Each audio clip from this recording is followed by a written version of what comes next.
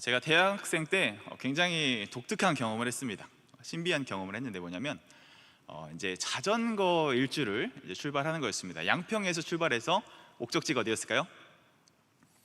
동해였습니다. 그래서 우리 형님들을 모시고 이제 4명이 이제 호기롭게 7월 말에 출발했습니다. 7월 말이 언제죠, 여러분? 가장 뜨겁고 혹한일 때죠. 그때 이제 호기롭게 출발했습니다. 그래서 유명한 자전거 카페로 유명한 자모사 카페가 있죠. 그 카페에 출발합니다 글을 올렸더니 그 많은 아재들이 응원을 해줬습니다. 야, 역시 대학생들은 패기가 있어. 이 땡볕을 틀고 어떻게 그 양평에서 동해까지 보니까 한 248km 정도 되더라고요. 어떻게 그걸 주파할 생각을 했는지 굉장히 응원을 해줬습니다. 그래서 내가 미시령에서 만나면 뭐 밥을 사주겠다 뭐 이런 덕담도 해주시기도 하고 응원을 받고 이제 출발했습니다. 그리고 이제 한참 가고 있었는데 저에게 개인적인 위기가 찾아왔습니다. 뭐 저혈당도 아니고요, 뭐 장비가 고장났던 것도 아니고요. 제가 그 포지션 중에 정비를 담당하는 포지션이었는데, 그래서 항상 뒤에서 이제 고장난 펑크난 것들을 떼워주면서 제가 밀어주는 역할을 했습니다. 그렇게 한참 가고 있다가 이제 미시령에 도착을 했는데 밤이 온 거예요. 근데 지금은 22년도에 가로등이 생겼다고 하더라고요. 그때는 가로등이 없었습니다. 그때는 랜턴도 없었어요. 호기롭게 우리는 해가 뜨는 시간 안에 완전히 주파할 수 있다라는 이 헛된 자신감을 가지고 출발했지만 밤이 되었고 티셔츠는 땀에 젖었고 그 저녁에 부는, 산에서 부르면 아세요? 부는 바람 아세요? 그러니까 저체온증에 거의 임박한 상황에 혼자 뒤에서 낙오된 상황에 캄캄한 상황에 있었습니다. 굉장히 생명의 위기를 느낄, 이게 대자연의 힘이구나, 그런 경험을 굉장히 극적이게 했었는데 제가 어떻게 됐을까요? 결과는 20분 후에 공개하도록 하겠습니다. 네. 자, 오늘 본문에 보시면 누가 나오죠? 우리가 잘 알고 있는 시몬 베드로라는 사람이 나옵니다. 우리 2절 말씀에 시몬이 등장해요. 한번 2절 말씀 보시겠어요? 시몬이라는 이름이 나오나요? 안 나오죠? 제가 왜 시몬이 있다고 했을까요? 자, 이 어부라는 이 대명사 안에 그 안에 시몬이 포함되어 있죠. 그래서 시몬의 첫 등장은 그 다음 절이 아니고 2절입니다. 2절에서 시몬이 처음 등장하죠. 자, 그 당시 이 어부라는 직업은 어떤 직업이었을까요? 지금 우리가 어촌하면 굉장히 뭐 지원금 아니면 뭐 면세유 아니면 그렇게 이제 어업을 해서 수익을 내기 어려운 그런 구조가 되어버려서 참 안타까운데, 그 당시 어부는 굉장히 굉장히 중소기업 사장님 정도의 그 정도의 이제 수입원을 가질 수 있는 그런 수입원을 담보할 수 있을 정도로 굉장히 탁월한 직업 중에 하나였습니다. 왜냐하면 그 당시에는 이 저장 기술이 발달되어 있지 않죠. 그래서 싱싱한 이 생선 자체가 이 굉장한 가치를 가진 이 고부가 재산이었다고 해요. 그래서 로마 시대 기록을 보시면 그 생선, 살아있는 생선 100마리와 무엇과 바꿀 수 있냐라고 했을 때 양고기를 실은 수레 100대와 버금간다라고 할 정도로 이 살아있는 신선도 높은 생선이 굉장히 중요한 가치가 높은 그런 물질이었습니다. 그리고 또 두 번째로는 이러한 비싼 물건을 계속 사주는 사람들이 있었어요.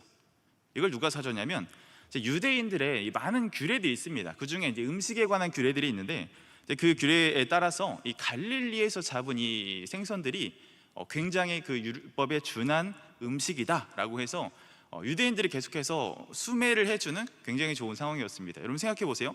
가치가 높은 고부가 상품을 누가 계속해서 꾸준히 사준다. 해볼 만한 사업 아닌가요? 그렇죠? 그래서 이 어부들은 이 지속적으로 구매처와 이 물고기를 잡을 수 있는 생산지가 일정하게 확보되어 있었기 때문에 굉장히 삶이 윤택했다라고 이야기를 해요. 굉장히 평온한 삶이었죠. 그래서 이 당시 시몬 베드로는 많은 어부들과 함께 이 어부들 중에 하나로 그렇게 평화롭게 살고 있었습니다 하고 오늘의 이야기가 끝나면 오늘 말씀에 또 우리가 알고 있는 이 사도 베드로가 나오지 않았겠죠. 자, 아주 이 평화롭고 평온한 삶 가운데 이 베드로에게 굉장히 격변의 위기가 찾아온다는 것이죠. 너무나 평온한 삶이었습니다.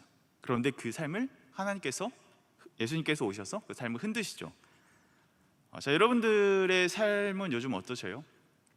평온하십니까? 내 할 일들 열심히 하면서 내 커리어 잘 쌓아가면서 내 학점 잘 따박따박 따가면서 평안하게 살아가고 계신가요?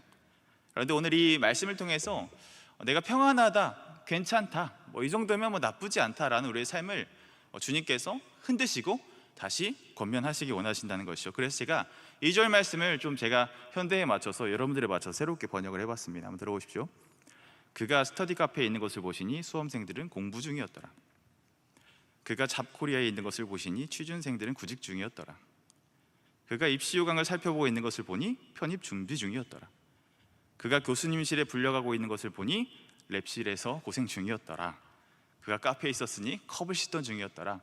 굉장히 여러분들의 밀접한 일상생활 속에 있을 때 여러분들의 삶을 묘사하는 그 일들, 이 베드로가 고기를 잡는 일들, 배가 있었는데 베드로가 있었는데 그는 어부였더라 라고 베드로를 소개하고 있는 것이죠. 그런데 우리 이 본문을 잘 아시죠? 우리 마지막에 보면 이제 베드로가 뭐라고 예수님께 굉장히 격변의 모습을 보이죠? 무릎을 꿇고 내가 죄인입니다 라면서 자신의 이 삶이 와장창 무너진 것처럼 그렇게 자신을 하나님 앞에서 발견하게 되고, 그가 물고기를 잡고 어부의 삶을, 안정적인 어부의 삶을 뒤로 하고 그가 누구를 따라요? 주님을 따르는 제자의 삶을 살아가기로 결단한다는 것이죠. 어떤 일들이 그 중간에 있었기 때문에 이 시몬 베드로가 그의 삶에 안정을 깨고, 그가 아무 문제 없어 보이는 그 삶을 깨고 어떻게 그가 하나님께로 자신의 삶을 던지게 되었을까요? 먼저 우리가 이 시몬 베드로의 삶의 문제가 무엇인지 한번 우리가 살펴보기를 원하는데, 그는 우리가 육안으로 볼 땐 크게 문제가 없었습니다. 크게 지적할 것도 없었고요. 성경에서도 이 베드로가 어떤 인물인지 뭐 이렇게 어려움들을 자세하게 기술을 하고 있지 않아요. 그러니까 제가 유추해 보건대 굉장히 평온하고 안정적이게 그렇게 살아왔을 것이란 말입니다. 그런데 오늘 말씀에서 이 베드로의 문제가 무엇이냐? 바로 자기가 열심히 그물질하고 고기를 잡는 그 열심 가운데 하나님이 계시지 않았다는 것이죠. 이 베드로가 마지막에 보시면 자신을 뭐라고 고백해요? 내가 죄인이오니 주님 나를 떠나소서, 내가 죄인입니다 라고 고백하게 되죠. 이 말을 보면 그 전의 삶이 어땠다는 거예요? 내가 죄인인 줄 모르고 그렇게 살았다는 거죠. 즉 죄가 고발되지 않으니 내 삶에 하나님이 임재가 있지 않았다는 것으로 우리가 기억해 볼 수 있는 것입니다. 그렇게 이 베드로의 삶은 그렇게 평온하고 안정적으로 그렇게 살아가고 있던 찰나에 그에게 중대한 위기가 오죠. 그 위기가 뭐죠? 그물을 던졌는데 뭐가 안 잡혀요? 물고기가 잡히지 않는 것입니다. 여러분, 물고기라는 것은 베드로에게 있어서 뭐예요? 자신의 삶을 유지하고 자신의 가정을 꾸리고 자신의 앞날을 담보할 수 있는 너무나 중요한 이 제호 아닙니까? 그런데 그 밤에 물고기가 잡히지 않는 엄청 큰 일이 일어난다는 것이죠. 잡히지 않았는데 그 뒤에 말씀을 보시면 얼마나 잡히지 않았느냐? 이 밤이 새도록 한 마리도 잡히지 않는 상황이 되었다라고 말씀해서 이야기를 하고 있습니다.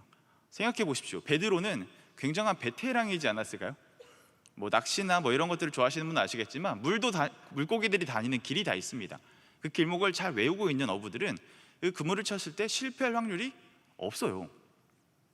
물때가 이상하대가 아니면은 대부분 다 맞습니다. 그런데 이 베드로가 밤을 새워서 그물을 던지고 자신의 모든 노하우와 자신의 모든 힘과 에너지를 한 밤을 꼴딱 세웠는데도 고기가 잡히지 않은 거예요. 얼마나 허탈하고 허무하겠습니까? 여러분, 이 이야기가 어쩌면 여러분들의 혹시 단편의 모습이지 않을까, 저는 묵상을 하면서 그런 생각이 들었습니다. 여러분들은 어디에서 열심히 그물을 던지고 계신가요? 아까 제가 말씀드렸던 스터디 카페에서, 또 잡코리아에서, 또 링크드인에서, 또 입시 요강과 또 우리 교수님 앞에서, 여러 알바 자리에서 여러분들 나름의 크든 작든 이 나름의 삶에 쥐어진 이 그물을 계속 던지고 있지 않으신가요? 그런데 여러분들 생각만큼 그 고기가 잘 잡히시던가요? 잡히면 너무 좋죠. 너무 감사하죠. 그런데 때론 우리가 이 삶을, 우리가 노력으로 개척해야 되는 내 삶을 하나님 없이 살아가다 보면 결국 이 베드로가 마주했던 이 공허함의 때, 허무함의 때가 반드시 찾아온다는 것이죠. 이런 우리의 삶을 계속해서 부추기는 시대의 메시지가 있습니다. 너희들의 앞이 보이지 않고 너희들이 인풋을 넣었을 때 아웃풋이 되지 않는 그런 상황들을 보면서 너희들이 이 삶에 대한 전략을 잘 짜야 되는데, 그게 바로 오늘 설교 제목처럼 이 노력과 확률이라는 것입니다. 이 성공을 향한 길을 가기에 앞서서는 이 노력과 확률 사이에서 에너지를 잘 분산해야 된다라는 이런 자기개발적인 그런 이야기들인데, 자, 여러분들 이 노력의 영역에서 노력에 집중해야 될 영역이 있습니다. 그 부분에서는 우리가 확률을 기대할 수 없죠. 반대로 확률의 영역이 있습니다. 확률이 지배하는 영역이 있습니다. 그곳에서 내가 아무리 노력한다고 해도 그게 개선되지 않아요. 예를 들어서 여러분, 노력이 필요한 영역의 대표적인 뭐가 있죠? 시험이죠. 시험을 준비할 때 어떻게 해요, 여러분들? 열심히 외우고, 열심히 이해하고, 암기하고, 플래시카드 돌리면서 열심히 외우죠. 나의 노력이 들어가야 됩니다. 또 우리가 직장에서 일할 때 성과를 내려면 어떻게 해야 돼요? 여러분들이 가진 이 사람들의 관계망과 여러분들이 가진 뭐 자격과 여러 이 기능들을 다 발휘해서 이 최고의 성과를 이루어내야지 않겠습니까? 여러분, 다이어트 할 때 노력이 필요하죠, 그렇죠? 나는 뭐 물만 먹어도 살찐다, 이거 거짓말인가요? 네, 이 다이어트 할 때도 굉장한 노력이 필요합니다. 식이요법을 잘 조절해야 되고 그만큼 내가 칼로리를 소비해야 되는 노력이 동반될 때야만 바로 다이어트가 될 수 있는 것이죠. 그 영역에서 운을 기대하면 어떻게 될까요? 가만히 손을 놓고 시험지 OMR 카드가 딱 떨어졌는데 나는 오늘 마른 목골이 땡기네 그러면서 OMR 카드를 이렇게 마름모로 아름답게 패턴을 그려서 마킹하면 고득점이 나오나요? 뭔가 이렇게 가만히 묵상하면서 숫자가 머릿속에 막 돌아가, 그거를 막 찍으면은 고득점이 나오던가요? 그럴 수 없죠. 이해가 안 되는, 상식에 벗어나는 내용이죠. 왜냐하면 그 영역은 노력이 지배하는 영역이기 때문에. 성과도 그렇고 다이어트도 그렇습니다. 우리 상상으로 다이어트하면 다이어트 되던가요? 뭔가를 먹으면서 나는 다이어트가 될 거야, 정신 승리하면 내 살이 빠지던가요? 그렇지 않죠. 수반되는 반드시 노력이 있어야 된다는 것입니다. 자, 반대로 확률의 영역은 무엇이 있을까요? 우리가 노력을 할 수 없는 부분, 여러분들 가지고 나온 이 외모 있죠, 외모. 네, 외모.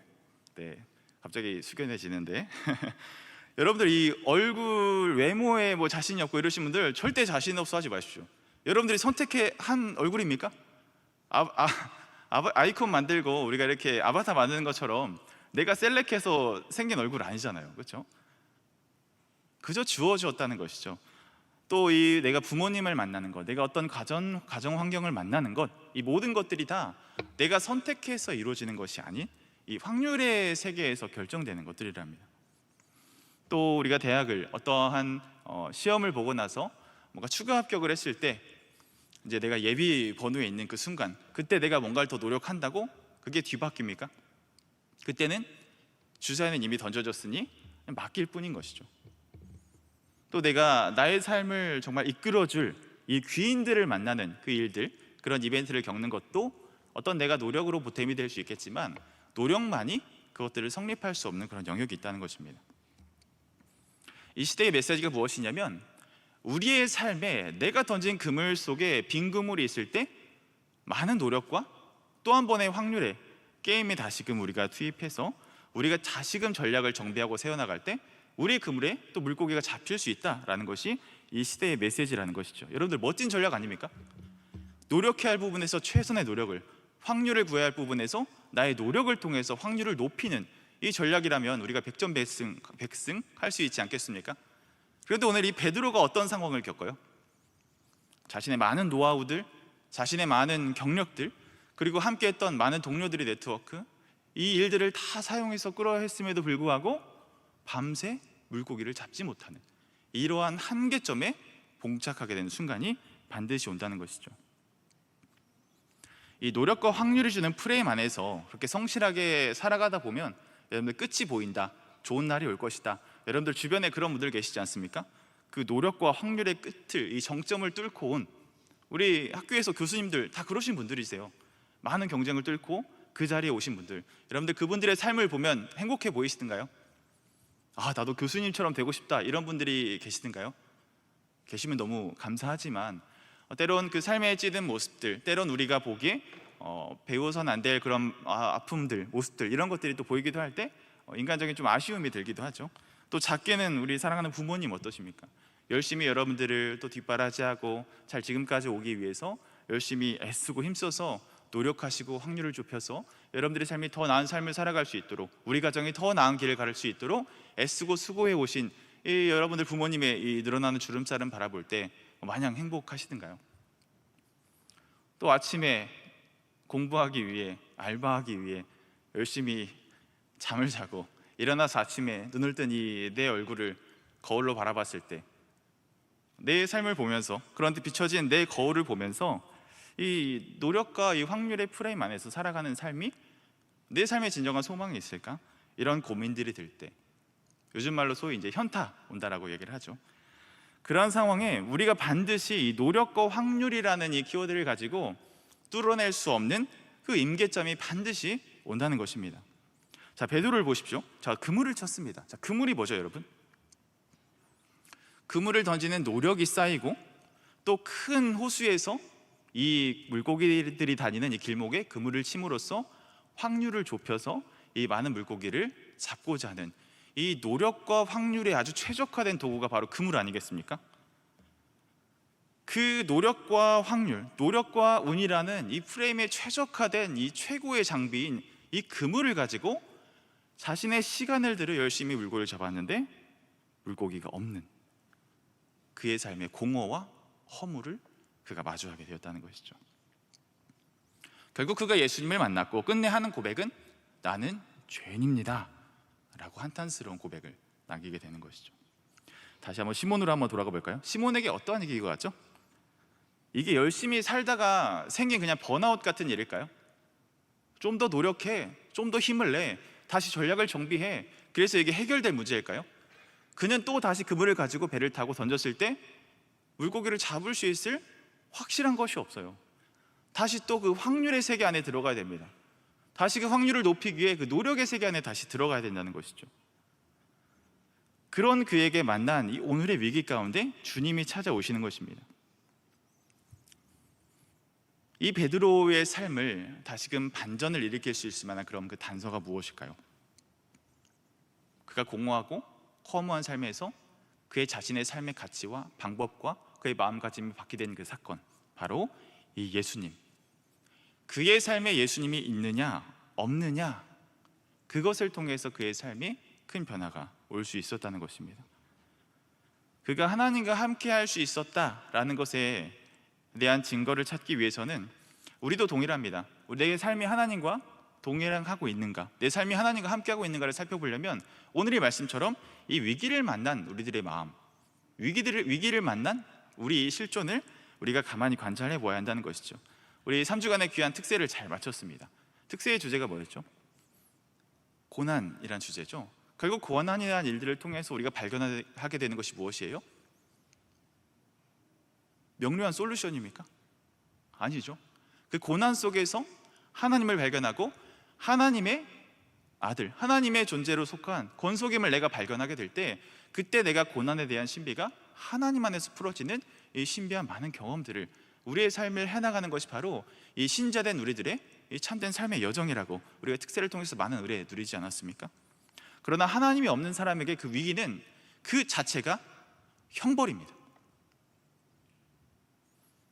하나님이 있다면 고난은 하나님을 발견하는 통로이자 내 자신을 돌이킬 수 있는 은혜의 자리가 되지만, 하나님이 없는 고난은, 하나님이 없는 위기는 그 자체가 바로 형벌이라는 것이죠.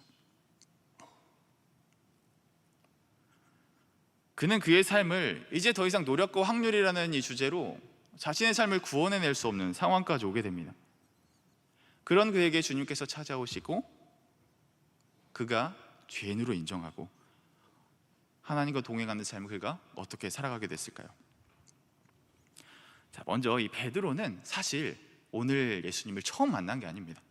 우리가 뒷장을 탁 넘겨보시면 이 4장 38절 39절에 이 시몬 베드로의 열병을, 시몬의 장모의 열병을 치유하신 이 예수님이 소개가 되고 있죠.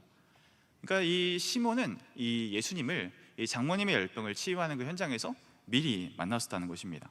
그리고 요한복음 1장 42절에도 보시면 이 요한의 아들이 이 사람을 시몬입니다 라고 소개하는 장면이 또 등장을 해요. 그러니까 이 시몬은 이 예수님의 존재를 미리 인식하고 있었다는 것이죠. 그리고 오늘 그 함께 읽은 말씀 그 위쪽 1절 2절을 보시면 어떤 장면이 등장하냐, 예수님께서 터벅터벅 걸어오셔서 이제 두 배가 있는데 한 배 올라가서 말씀을 전하십니다. 그럴 때 우리 2절 말씀에서 베드로가 그물을 씻고 있는 이 장면이 있는 거죠. 그러니까 베드로, 이 말씀을 유추해 보건대 베드로는 계속해서 하나님의 말씀을 듣고 들어왔고 이 자신이 믿음이 생길 그 시간이 충분히 있었다는 것입니다. 충분히 말씀에 노출되어 그가 지금까지 왔다는 것이죠. 그래서 그가 이 삶의 공허함과 허무함을 만났을 때 주님께서 저게 던져보면 어떻겠니? 라고 했을 때 무엇이라고 고백해요? 주님의 말씀에 의지하여 내가 나가겠습니다 라고 고백하지 않습니까? 자, 그렇게 하나님의 말씀에 의지하여 그물을 던졌을 때 어떤 일이 일어나는지 한번 보겠습니다. 우리 6절 7절 한번 보시겠어요? 6절 7절 보시면 이 물고기가 잡히는 이 상황을 굉장히 격정적으로 표현합니다.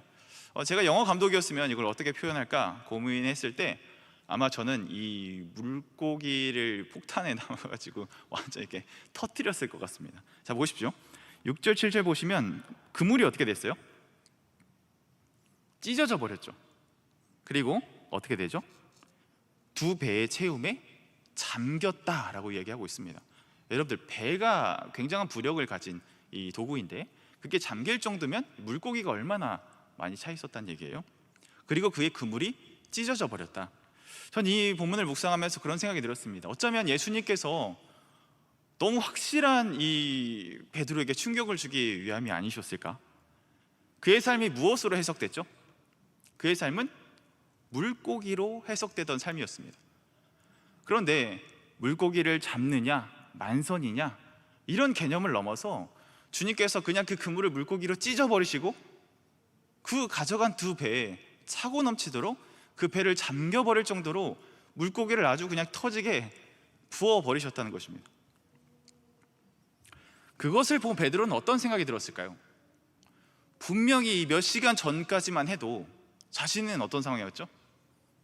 모든 노하우, 모든 삶의 기치, 모든 인력들, 노하우 다 쏟아가지고 그렇게 밤새서 고기 잡았는데 잡은 게 없었는데 주의 말씀에 의지하여 나아갔을 때 주님께서는 그의 완전한 이 노력과 확률이라는 프레임을 깨버리시죠. 완전히 그 프레임을 갈아엎으신다는 것입니다. 그러고 나서 하는 그 반응이 무엇이냐? 무릎 아래 엎드려 죄인이로소이다. 여러분, 이 무릎 앞에 엎드리는 건 언제 하는 건가요?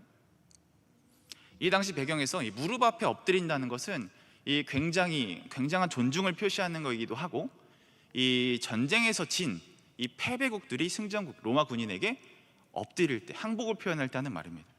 그러니까 이 베드로가 주님 앞에서 항복한 거예요. 주님 앞에서 완전히 자신의 삶이 헝클어졌다는 것을, 내 삶에 더 이상 가망이 없음을 스스로 자신의 삶에, 기존에 하나님 없이 살던 삶에 사형선고를 하신 겁니다. 그리고 죄인으로소이다 라고 얘기를 하죠. 이 본문의 원문을 좀 보시면 굉장히 재밌는데, 굉장히 횡설수설하고 뭐라고 할 수 있는 말이 없어서 꺼낸 말이 내가 모질입니다, 하나님 내가 죄인입니다, 마치 이런 거죠. 굉장히 여러분들 급박하고 당황스러운 상황이 생겼을 때 뭐라고 해요? 잘못했습니다, 잘못 안 했는데, 살려주세요, 잘못했습니다. 이러한 상황을 지금 이 베드로가 겪고 있다는 것이죠. 주님, 내가 주발 앞에 엎드립니다. 주님, 저는 죄인입니다. 주님, 살려주세요.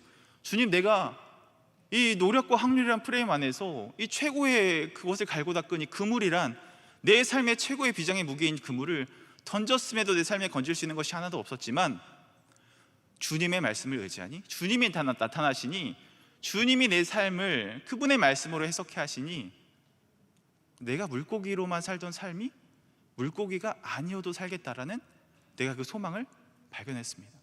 그동안의 나의 삶을 내려놓습니다. 그동안의 나의 삶을 항복합니다. 그동안의 나의 삶을 사망 선고 내리겠습니다. 사랑하는 여러분, 여러분들의 물고기는 무엇인가요?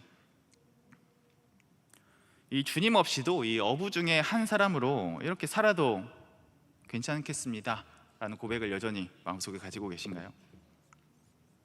그러나 주님은 여러분들의 삶 가운데 비집고 들어오셔서 그 삶을 침투하셔서 이 노력과 확률로 점철된 우리들의 삶을 박살 내어버리시기를 원하십니다. 아주 물고기를 오늘 쏟아 부으신 것처럼요.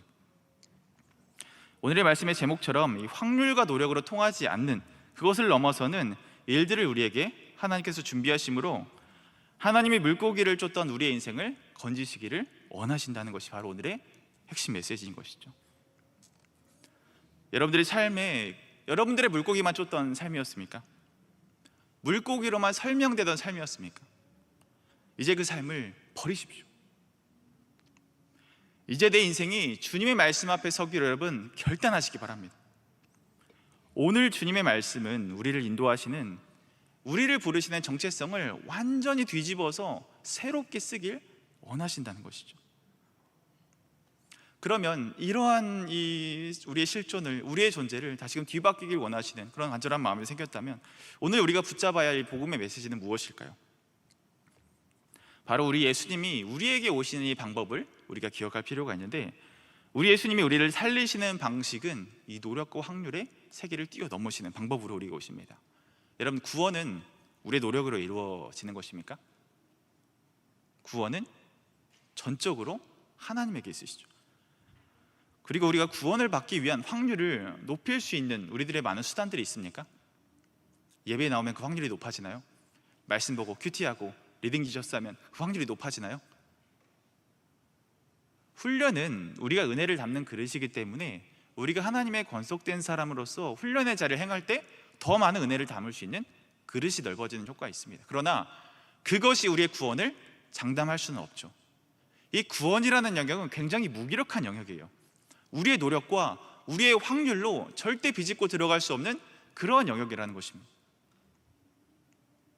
주님이 우리를 구원하실 때 우리의 노력, 우리의 확률을 다 걷어내시고 오로지 그분의 공로, 오로지 성부와 성자께서 창세 이전에 맺으신 그 구원 협약에 의해서 우리를 살리시기로 결정하신 그 구원의 약속, 그 구원의 서정, 그 여러분들을 부르심, 여러분들을 회심케 하시고 여러분들의 회심한 자들에게 이 성화의 삶을 살아가게 하시는 그 모든 여정이 우리들의 노력이 아니라는 것입니다.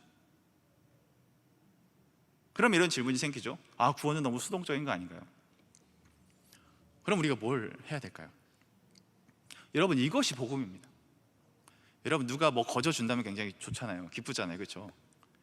열심히 일해서 받는 월급은 당연하게 생각이 들지만 내 생일날 받는 용돈들, 누가 아무 이유 없이 주는 이 돈들 굉장히 기쁘고 감사하잖아요. 이 구원이라는 것은 이 사람의 이 노력들, 노력과 확률이라는 이 프레임 안에서 살아갈 수밖에 없는 이 사탄이 주는 이 메시지 안에서 살아가던 우리들이 유일하게 나의 공로 없이 그 가운데 참된 자유가 있고, 우리가 노력과 확률로 결국 얻어내려는 것이 무엇입니까? 안락한 삶 아닙니까? 더 풍요로운 삶 아닙니까? 더 안정된 삶 아닙니까? 그런데 주님은 우리에게 아무런 대가도 바라지 않으시고 이 구원이라는 온전히 완성된 그 창조 때의 회복을 우리에게 허락하시는, 구원을 통해 하나님 나라의 백성을 살아가도록, 그 백성으로 살아가도록 여러분들을 부르고 계신다는 거예요. 그래서 하나님은 이 구원을 우리에게 어떻게 삶으로 드리길 원하시는가?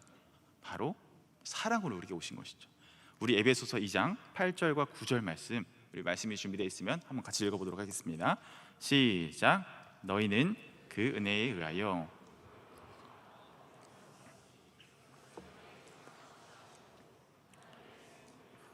행위에서 난 것이 아니니, 9절은 제가 읽어드릴게요. 행위에서 난 것이 아니니 이는 누구든지 자랑하지 못하게 함이라. 아멘. 8절에 뭐라고 해요? 이야기해요? 선물로 거저 주시는 것이다. 이 안에 우리의 노력이 들어가나요? 우리가 이 구원을 위한 확률을 좁히기 위한 우리의 솔루션이 들어가나요? 주께서 주시는 선물. 그렇기 때문에 9절에서 뭐라고 얘기해요? 자랑하지 마라. 너희 것 아니야. 너희가 얻어낸 것 아니다. 자랑하지 마라. 그렇게 에베소서에서 우리에게 말씀하는 것이죠. 사랑하는 여러분, 내 노력과 이 내 삶의 확률을 좁히기 위해, 성공의 확률을 좁히기 위해 살아오신 여러분들 계십니까? 혹은 내가 복음을 알고 주님을 정말 인격적으로 고백했지만 여전히 내 삶의 그 프레임으로 살아가도록 이 요구받는 이 상황들, 이 유혹하는 그 순간들, 그 일들이 찾아올 때 그것이 나를 구원할 수 없고 그것이 내 삶을 보장할 수 없음을 여러분들 삶 가운데 선포하십시오. 철저히 구원은 주께로부터 오는 것입니다. 하나님이 우리를 사랑하셨고 또 살리셨고 일으키신, 우리에게 먼저 주신 그 사랑의 공로만이 그 가운데 남아있는 것이죠. 그 일들을 통해서 결국 우리가 얻고자 함, 그 이상의 것들을 우리에게 주고자 하시는 이 하나님의 구원의 신비가 여러분들 가운데 있다는 것입니다. 확률과 이 노력의 프레임 안에서 지치신 분 계십니까? 그것으로 여전히 나의 구원 삼으시려는 분들 계십니까? 이 확률과 노력이 필요 없는 이 후히 주시는 이 복음의 프레임 안으로 여러분들 들어오시기 바랍니다. 그 안에 참된 평안이 있습니다. 우리 사랑하는 동역자 여러분, 여전히 확률과 노력의 프레임 안에서 자신을 바라보고 계시는 분들이 계시다면, 그런데 이 노력과 확률이 힘을 발하지 못하는 순간이 오신 분 계시다면, 이 오늘의 말씀이 여러분들을 살리는, 여러분들의 삶에 대반전을 일으키는 놀라운 시간이 되었으면 좋겠습니다. 수많은 그물들을 내가 던지지만, 오늘도 던질 것이고 내일도 여전히 던질 것이지만, 그러나 그 나의 노력 가운데, 나의 열심 가운데, 나의 열심만이 아닌 하나님과 함께하기 때문에 그 그물을 던지는, 심지어 그 던졌던 그물이 빈 그물이 올라온다 할지라도 내가 그 구원의 기쁨 때문에 내 삶에서 의미를 찾을 수 있고 내 삶에 소망이 있음을 발견할 수 있는 저와 여러분들 다 되셨으면 좋겠습니다. 아까 자전거를 탔는데 제가 어떻게 살아남았을까요? 궁금하셨죠? 이 미시령의 캄캄한데 이 별빛만 찬란한, 그림자가 없는, 여러분들 그 칠흑 같은 산길, 그 도로 가보셨나요? 그림자가 없습니다. 그림자가. 그래서 제가 이제 저체온증이 왔고 엎친 데 덮친 격으로 이 펑크까지 생겼는데, 바람을 넣고 가도 이 계속 떼워지지 않는 거예요. 어쨌든 정비를 해야 되는 이 긴박한 상황까지 왔습니다. 그런 상황에 굉장히 사투를 헤매고 있는 그 상황 속에 있었을 때 바람이 세게 불었다고 했잖아요. 근데 그 바람이 오히려 이 구름을 밀어내면서 이 달빛을 비추게 되더라고요. 여러분들, 전 달빛의 그림자가 비추는지 그때 처음 알았습니다.